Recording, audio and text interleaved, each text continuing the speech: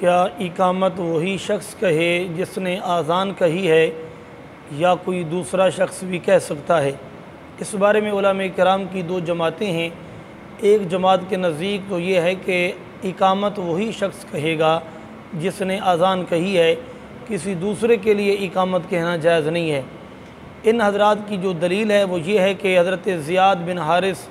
رضی اللہ تعالیٰ فرماتے ہیں کہ میں آقا کریم صلی اللہ علیہ وسلم کی بارگاہ میں حاضر ہوا، اسی دوران صبح صادق ہوئی، نبی اکرم صلی اللہ علیہ وسلم نے مجھے ارشاد فرمایا کہ تم آذان کہو۔ میں نے آذان دی اور پھر حضرت سیدنا بلال رضی اللہ تعالیٰ عنہ تشریف لائے اور اقامت کہنا چاہی تو نبی کریم صلی اللہ علیہ وسلم نے فرمایا، اے بلال تمہارے بھائی نے صدا لگائی ہے، یعنی آذان دی ہے، لہذا اقامت بھی وہی کہے گا۔ اس سے علماء کرام کی ایک جماعت وہ دلیل بناتے ہیں کہ اقامت وہی کہے گا جس نے آذان دی ہے، اقامت کسی دوسرے کے لیے کہنا جائز نہیں ہے۔ اور دوسرا گروہ احناف کا ہے جس کے اندر امام اعظم ابو حنیفہ رحمۃ اللہ تعالیٰ علیہ، سیدنا امام یوسف رحمۃ اللہ تعالیٰ علیہ اور سیدنا امام محمد رحمۃ اللہ تعالیٰ علیہ، آپ بھی شامل ہیں۔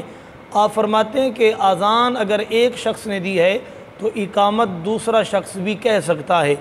دلیل کے طور پر یہ حضرات کہتے ہیں کہ سیدنا عبداللہ بن زید رضی اللہ تعالیٰ فرماتے ہیں کہ نبی اکرم صلی اللہ علیہ وسلم نے مجھے فرمایا کہ حضرت بلال رضی اللہ تعالیٰ کی آواز بہت بلند ہے، ان کو آذان سکھا دو، لہذا میں نے ان کو آذان سکھا دی تو حضرت بلال رضی اللہ تعالیٰ عنہ نے آذان دی، اور جب اقامت کا وقت آیا تو نبی کریم صلی اللہ علیہ وسلم نے مجھے فرمایا، اے عبداللہ بن زید تم اقامت کہو۔ اب یہ احناف کی دلیل ہے۔ پہلے گروہ کی دلیل ہے، اس سے ثابت ہوا کہ آذان جو کہے اقامت بھی وہی کہے، اور اس احناف کی دلیل جو ہے اس میں یہ ہے کہ آذان اگر ایک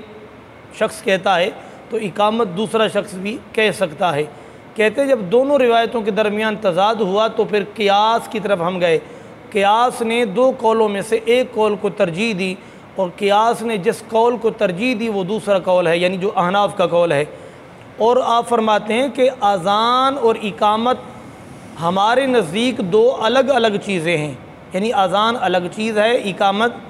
الگ چیز ہے۔ جب یہ دو الگ چیزیں ہیں تو دو آدمی الگ الگ اسے کہہ سکتے ہیں۔ اچھا، جن احباب نے ان آذان اور اقامت کو الگ الگ شمار نہیں کیا تو ان کے نزدیک ایک آدمی ہی کہے، چاہے آذان جو کہے اقامت بھی وہی کہے، کیونکہ یہ الگ الگ چیز نہیں۔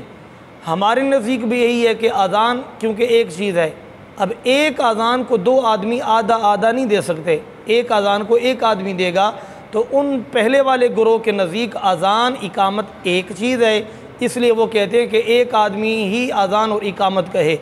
احناف کے نزدیک، ہمارے نزدیک آذان الگ چیز ہے، اقامت الگ چیز ہے، لہذا جو آذان کہے ضروری نہیں کہ اقامت وہی کہے، بلکہ سیدنا عبداللہ بن زید فرماتے ہیں کہ آذان سیدنا بلال رضی اللہ تعالی عنہ نے دی، اور اقامت کے کہنے کے لیے نبی پاک صلی اللہ علیہ وسلم نے مجھے فرمایا، لہذا احناف کے نزدیک آذان کوئی اور کہے، اقامت کوئی اور کہے، اس کے اندر بالکل جواز ہے، اس کے اندر کوئی حرج بھی نہیں ہے۔